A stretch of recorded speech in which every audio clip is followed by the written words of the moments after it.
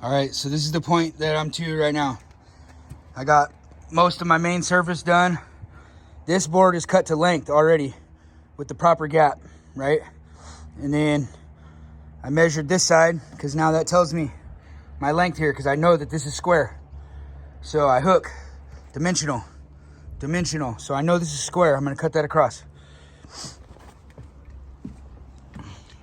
This was my original edge that I cut, and I 6, 8, 10 this corner to make it perfect so that way I could know that I was dimensional this way, and then I know that I can pull these lines here off of that dimensional. And even if my framing's off a little bit, you could still float your picture frame back to perfectly square, right? So that's what we did here, and it was a tiny bit off, right? We're talking like an 1/8 or something, right? So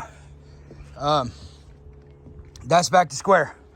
And then we can pull dimensional from that to this, right? And then I showed you in another video that this edge right here is out of square a little bit because I pulled dimensionally off of this alcove that was out of square a little bit, right? And it just is what it is at this point. I already had the whole situation built. So I'm gonna fudge that against the wall over there. I'll spread the boards out and take care of that, and you'll never know. And then this is all square to this. So I figured out where I wanted my picture frame board. And then I held this scrap right there. And then I gapped off of that because my picture frame board's going tight to this side. And then these are all gapped off of that, right? So I could take my scrap, slide it tight, and that's my correct gap, see? And then I do 1 1/4 inch overhang on all my edges. So I hooked and pulled 4 1/4. My board's 5 1/2. That gives me my 1 1/4 inch on the edge. And I know that this is square because I paid particular attention to this bump out when we were building it. I know that it's good to go. So I was able to just go out there and do the same thing. Hook 4 1/4, hook 4 1/4. I would 3, 4, 5 this section if I was decking someone else's surface, right? Because again, you just don't know, and you don't know the tolerance that somebody else built their frame to. Now I can cut this edge, and then my whole deck surface, other than this, is ready to receive my picture frame. So I'm gonna do all my cutbacks real quick before it starts raining or anything.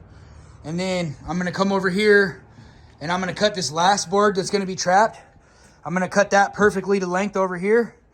And then I'm gonna shove this board where I want it because I don't want a little tiny rip back here. And again, it's 3/4 inch out of square over here. So see that? So I'm gonna fudge it, and you'll just, like I said, you'll never know other than the fact that I'm saying something.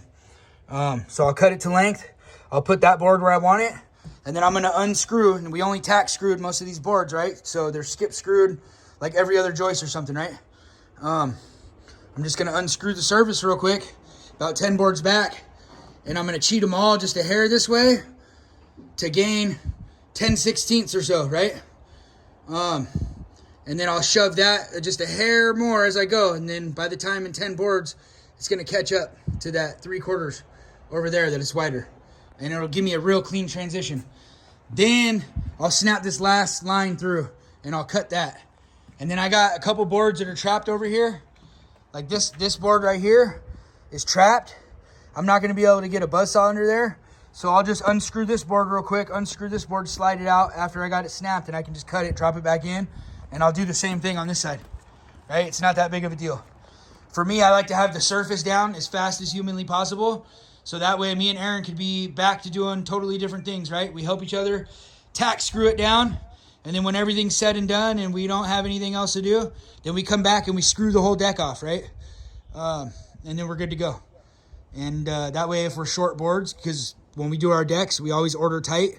Same thing with this company that we did the siding and this deck framing and decking for.